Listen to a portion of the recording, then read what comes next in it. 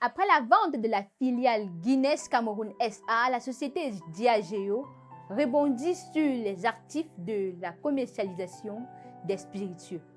Le groupe Castel n'avait donc acheté il y a quelques mois seulement le domaine de l'entreprise qui est consacré à la fabrication et la commercialisation de la bière Guinness.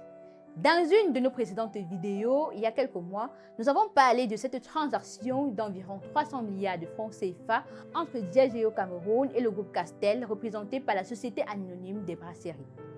Je vous invite à aller regarder cette vidéo si vous êtes intéressé ou bien si vous souhaitez comprendre en profondeur de quoi il s'agit. Alors, comment ça se passera maintenant avec le groupe Diageo Cameroun? Retrouvons-nous après ce générique pour plonger ensemble au cœur de ces réformes d'investissement.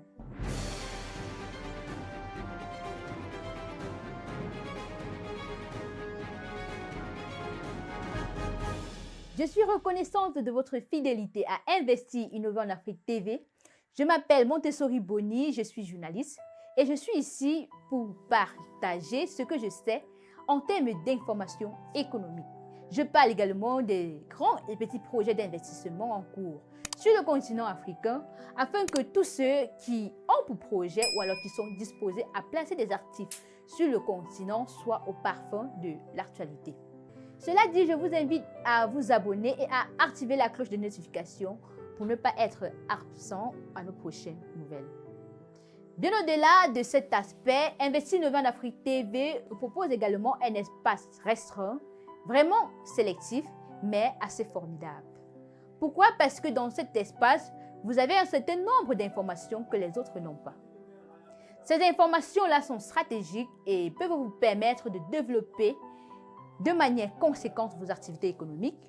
Dans cet espace réservé à nos abonnés premium, vous bénéficiez des contenus exclusifs. Vous avez des lives sur l'investissement et de nombreuses personnes intéressées par l'investissement en Afrique avec qui vous pourrez tisser des partenariats intéressants.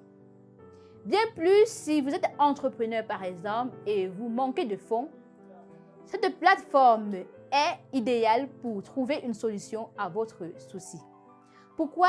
Parce qu'il donne aussi la chance à chacun de présenter son projet et de lever des fonds nécessaires pour développer ce business. Cette levée est en equity crowdfunding. Elle va vous permettre de mobiliser des fonds pour vos activités sans toutefois vous endetter. Si vous êtes intéressé, joignez-vous à nous en cliquant sur le bouton rejoindre qui est au bas de la vidéo à côté du bouton d'abonnement. Cela vous prendra une modeste somme de 2,99 €. Maintenant que vous savez ce qu'il y a lieu de faire, je vous invite maintenant à suivre notre sujet du jour. Comme je le disais tantôt, le groupe Diageo Cameroun n'a pas disparu du marché des boissons alcoolisées au Cameroun. La transaction qui a eu lieu entre ce groupe et le groupe Pierre Castel ne concernait que la production et la commercialisation de la bière Guinness. Maintenant, il est question de finaliser cette transaction d'environ 300 milliards de francs CFA. Il est aussi question de créer une entité juridique Diageo basée au Cameroun.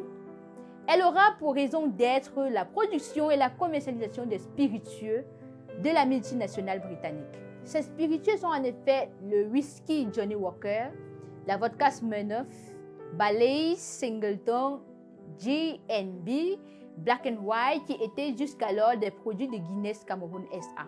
La nouvelle, nous l'avons apprise à travers un appel d'offres lancé par l'entreprise pour le recrutement d'un consultant local chargé de la gestion des aspects financiers de la création de Diageo Cameroun. Les responsabilités qui incombent aux consultants ainsi recrutés consisteront à aider dans les aspects comptables et financiers de la création de la nouvelle entité, à identifier les actifs et les passifs à transférer de Guinness Cameroun à la nouvelle entité, à mettre en place un système d'information qui permettra de gérer et de suivre au quotidien l'ensemble des informations et des services opérationnels de l'entreprise. Ce consultant aura également pour tâche de mettre en place des distributeurs désignés en tant que clients dans le système Diageo. Plus concrètement, l'accord entre Diageo et Castel représente un portefeuille de plus de 80% de la multinationale britannique, présente au Cameroun. Ce nouvel appel d'offres est la continuité du processus de mutation que subit Diageo. Donc, il a d'ailleurs lancé le recrutement des distributeurs des spiritueux dans le pays en septembre dernier.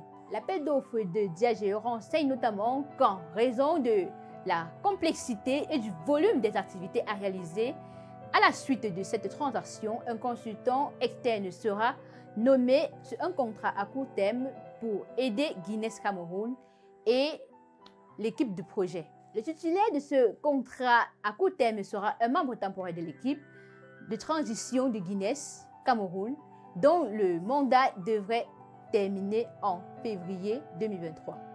Diageo voudrait d'ailleurs finaliser sa transaction avec le groupe Pierre Castel avant la fin de cette année, notamment avec l'approbation du ministère du Commerce. Voilà la famille, c'était tout pour aujourd'hui. Si vous avez des questions, je vous écoute en commentaire. Rendez-vous dans une prochaine vidéo. On se revoit très bientôt. Merci de liker, de partager, de vous abonner à Investir Innover en Afrique TV. Prenez soin de vous la famille.